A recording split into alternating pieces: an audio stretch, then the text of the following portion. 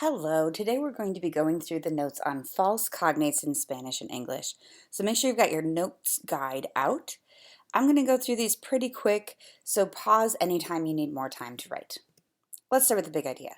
Cognates are words in two different languages that come from the same origin, and the result is a word in translation that look very similar. So for example, in English we have the word person, in Spanish, persona. They come from the same origin, they look very similar. Action, acción. I would say maybe 90% of the TION words in English have a really easy cognate in Spanish with a sion. Elegant, elegante. Communicate, comunicar. Rapid, rápido. Totally, totalmente. The ly ending becomes mente in Spanish. If everything else looks the same, that's cognate. But we're not talking about cognates today. We're talking about false cognates. So false cognates are words in two different languages that look the same, but they actually come from different origins and they do not mean the same thing. That can lead to confusion and embarrassment. And today we're going to unpack the most common false cognates between Spanish and English. So let's start with our verbs. Verbs are action words, and in Spanish they end in the letter R, right? We've got AR, ER, and IR verbs. So these are verbs that do not mean what they look like they mean. So I'm going to give you the first column in your notes, what the verb is. Then I want you to fill in the second column, what does it mean? Because it doesn't mean the third column, which is what it looks like it should mean in English. And then I'm going to have you fill in the fourth column, what is that word in Spanish? All right, so here we go. Advertir means to warn. It does not mean to advertise. To advertise is anunciar. So then on the next line, actually, turns out it's the other way around. Anunciar doesn't mean to advertise. That's to announce, which is advertir. So that one's a paired false cognate. Next, we have another pair. Asistir is to attend. It doesn't mean to assist. To assist is atender. Atender doesn't mean to assist. It means to attend, atender means to assist, not to attend, which is asistir. So those two are a pair. All right, next, chocar. Chocar is to hit or collide. Like we talk about car accidents, we normally use the verb chocar. To choke is ahogarse. Contestar is to answer, not to contest. To contest something is disputar. Enviar is to send something, not to envy. To envy is envidiar. Envolver is to wrap, not to involve. To involve is implicar. Introducir is to insert something, not to introduce someone. So if you want to introduce me to your friend, presentar. Molestar means to bother or annoy. It does not mean to molest. To molest is abusar. Realizar means to complete, like to complete a project. It doesn't mean to realize as in a mental, like, oh, I just realized what time it is. That is darse cuenta de. Recordar, to remember, does not mean to record. To record is grabar. Soportar means to tolerate, not to support. To support is apoyar. All right, I know you probably don't have a partner with you if you're watching these notes online, but take a minute to finish filling those in and then answer these three questions. What are the two sets of paired false cognates there? Which of those words would be the most embarrassing if you got it wrong? Can you come up with an embarrassing example of a sentence you could say if you got it wrong? And which of the words would be most confusing if you heard it said correctly but you didn't know what it meant? Moving on, let's look at adjectives. Adjectives describe nouns, and they normally end in o, a, os, or as, matching the noun that they're describing. Okay, actual in Spanish means current. It doesn't mean actual. Actual is real. As a bonus, real also is a word for royal. So real can mean real or royal. If you're looking at anything in Spain, it's probably meaning royal, not real. All right, Americano. So America in Spanish is the entire Western Hemisphere. We've got it divided into North America, Central America, South America, but it's all America. So Americano means from the Western Hemisphere. So that includes someone from Argentina is Americano, someone from Canada is Americano. It does not mean from the U.S. From the U.S. is estadounidense.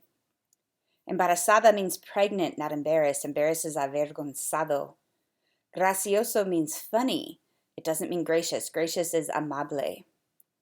Largo is long, not large. Large is grande. Mayor is older, not a mayor. Your mayor is your alcalde.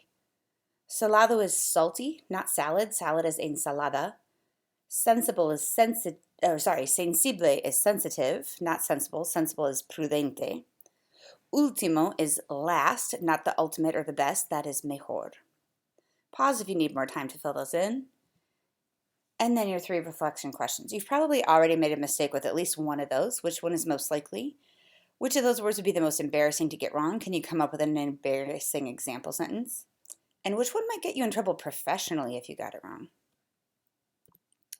Okay, our largest section are nouns. Nouns are people, places, things, and ideas. They generally end in o, a, os, or as, and then they're the one that determines the gender and number for the surrounding words. Advertencia means warning, not advertisement. Advertisement is anuncio. America, like we said, is the Western Hemisphere. It's not the United States, which is Los Estados Unidos. Arma is a weapon, and sometimes in English you'll hear the word arms, like an arms war, to refer to weapons. But it doesn't mean the arm of your body, that's your brazo. Asignatura is a subject in school, not a signature. A signature is a firma. Barco is a boat. It doesn't mean bark. Bark is corteza, if you're talking about like tree bark or almond bark. Bombero is a firefighter, not a bomber. A bomber is a bombadero. Carpeta is a folder, not the carpet. The carpet is the alfombra. Codo is your elbow, not a code. A code is a código. Compromiso is a commitment, not a compromise. A compromise is an acuerdo. Constipación is nasal congestion, not constipation. Constipation is estreñimiento.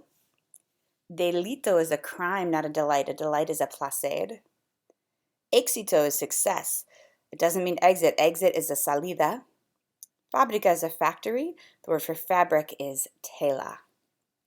Pause if you need more time. Let's keep going. Grappa is a staple. It doesn't mean grape. A grape is an uva. Horno is the oven, not a horn. A horn is a cuerno. Lectura is a reading, not a lecture. A lecture is a lección. Librería is a bookstore, not a library. A library is a biblioteca. Pan is bread. It's not a pan. A pan is a sartén. Parade is a wall, not a parade. A parade is a desfile. Pariente is a relative, not a parent. Your parent is a padre. Policía means the police, not policy. Policy is política. Red is a net, like a soccer net. It doesn't mean red. Red is rojo. Ropa is clothing, not a rope. A rope is a cuerda. Sopa is soup, not soap. Soap is jabón. Suceso is an event. It doesn't mean success. Success is éxito, which we had earlier on this list. Tarjeta is a card, not a target. A target is a meta. Pause if you need more time. And then your reflection questions here.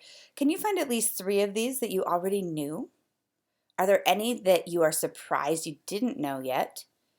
And let's just unpack that America situation. What if you met someone, let's say you're traveling in New York, and you meet someone there from Colombia, and you said, bienvenido, welcome, bienvenido a, and what if you accidentally said America, bienvenido a America, instead of saying bienvenido a los Estados Unidos? Okay, so what does it actually mean in Spanish, and what does it convey? Go ahead and unpack that for a little bit. All right, then let's just look at there are a couple other terms. Some are prepositions, some are adverbs, whatever. Let's take a look. Actualmente means currently. It doesn't mean actually. Actually would be realmente. Realmente. Okay. En absoluto means not at all. It doesn't mean absolutely. Absolutely would be absolutamente. Once is 11. It doesn't mean once, which is una vez. There was an episode of a medical drama where there was a bottle of medicine that said take once daily, and the person accidentally took 11. And I think that's based on real life. That one's a really tricky one. Sin means without. It doesn't mean sin. Sin is pecado. All right, final reflection questions. Was there at least one that you already knew? And what would create the most confusion? Which of those would create the most confusion? Also, while you're here, if you have any other words that you've learned before that are false cognates that you've noticed on vocabulary lists for past units, you're like, oh, I don't know why that one's not on here. We've already learned that one. Jot it down. All right, have a great day.